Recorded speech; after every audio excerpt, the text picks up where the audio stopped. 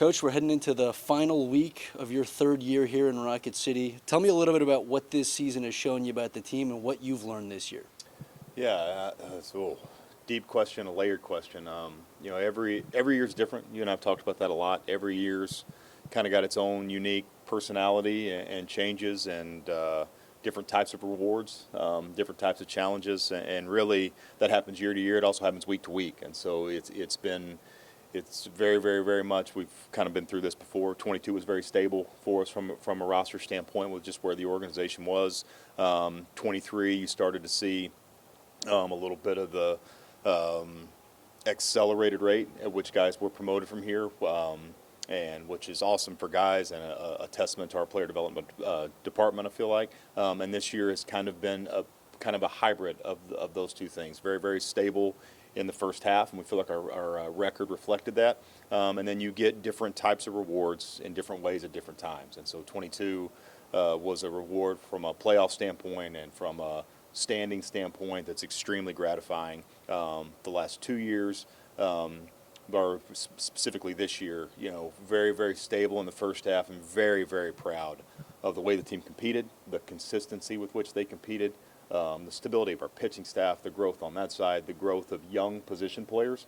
I think at one point this year it was 43 and 38, something to that effect. And for a young core, both on the mound and from a position player side, to play at 5 games over 500 in a league that's this difficult at that age, it's just a real testament to a lot of different people, and specifically to them. So extremely gratifying for about the first 100 games or so from a win-loss standpoint. And then, too, you get a different type of paycheck as the season progresses. You've seen 4 or 5 guys from here make their debuts, not only make their debuts, but contribute and be extremely competitive and contribute to a winning brand, which is the overall goal. And so, if you had to pick one thing that you learn, being a quote-unquote a younger skipper, even though it feels less and less young each day, especially in September, is that, different years are going to have every year, every week, every half kind of has a personality and life cycle of its own. And I feel like that we've done a really good job as a group, both players and staff, of navigating the different challenges, and be able to match the strategy to the situation, and really be able to execute what the main mission or the main priority of that particular week was. So thrilled for our guys, and really, really pleased with the progress we've made to this point. In the past, we've talked a lot about how at the minor league level, success as a manager doesn't necessarily have to translate to wins and losses, but it's really the impact on the organization. When you look at this year, would you deem this to be a successful season? Without question. Without question. You can see that there are things that are very, very visible that prove that, with what Caden did in his first start, with what Sam has done and the way he competed, what Kachanowicz has done, first Angels pitcher since Shohei to have 5 consecutive quality starts, what guys have been able to do, and what we've been laying a foundation for that you're seeing really start to come to fruition. So there are rewards that are very public. The Zach Nettos, the Logan O'Hoppes, the Ben Joyce for that matter, and the playoff games and the first and second half championships and winning 80 games. Those are very, very public rewards. And then there are nights like 2 nights ago where we have a 4-run 6th inning, and we have 6 consecutive quality at bats that lead to those 4 runs that all happen with 2 strikes. And so whenever and I told this to them, when you really know what you're looking at, and you got talking about a team that's been mathematically eliminated, to be competing at that clip at this point in the season says a lot about the organization to me. It says a ton about our department, and it says more about the personalities and the character that we have in our clubhouse. So we feel really, really good from what we've been able to accomplish publicly. And then the smaller victories that you see like that are really a testament to the character and the culture and the processes that we have in place here. We feel really good about it all the way around. I know you're a pretty humble guy, but when you look at the Angels lineup some nights and half the guys were under you here at one point, how does that make you feel? The same.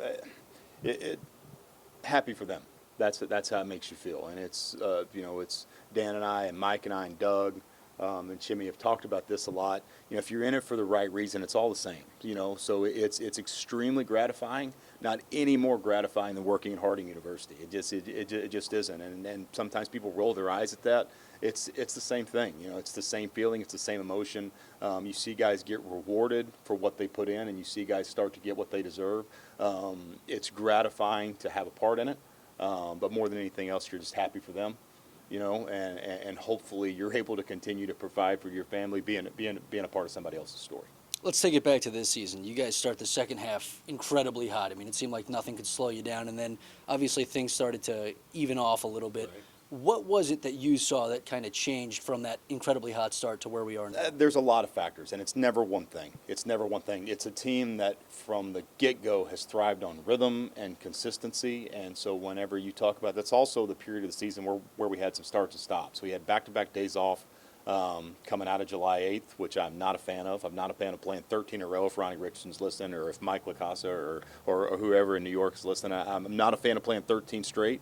And I'm also not a fan of playing 13 straight, playing 6 more, and then going into the All-Star break. So you're looking at, you know, we had 6 days off in a span of really 10 or 11 days.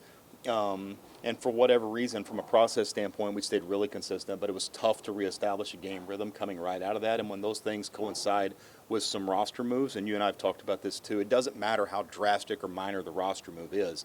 Whenever a family member gets plucked out, right, it changes the way that the wheels rotate. And so all of those things kind of happen at one time. Those are completely inevitable with minor league schedule. We don't have control over the schedule itself. We don't have control over what our roster is all the time. And different things factor into that. And right, wrong, or indifferent, we just didn't play an efficient enough brand. It's not making excuses for it. Sometimes they're not excuses, they're reasons. So we had some inconsistency from a scheduling standpoint. We had some roster turnover, and then we didn't play as well. And when you put all those things together, and like I said, in a league that's tough and where the margins are this tight, it's going to lead to, you know, to a little bit of a different or a little bit of a tick down in results. But at the same time, too, and I haven't looked at it in a couple days, even when we had that tough stretch there, it was something of 85 to 86% of the games that we played were inside of a swing. We're plus or minus 4 runs. And so to not be playing your best baseball and to still play, we played more 1-run games, more 2-run games, and more 3 to 4-run games than anybody else in minor league baseball. And so to be, even though we weren't able to end up on the right side of the coin, to be playing that many close games and to be doing that consistently from start to finish, again, is a marker of things continuing to trend in the right direction. The minor league season ends a little bit later this month. Would you like to be back here for the start of the next season? Oh, 100%. 100%. Are you kidding? I mean, it's having a chance to work in this industry, and you know what it's like. It doesn't matter what realm or genre you're in, whether you're talking about the upper levels of college football or whether you're talking about the upper echelon of the professional baseball world. To have a chance to be associated with it in any way, shape, or form is just so gratifying. And that's what my favorite thing about our staff is. There's so much respect for the craft itself. So much respect for the game, so much reverence for the task that we're saddled with here. To have a chance to do this and be able to take care of my family, it's an absolute no-brainer.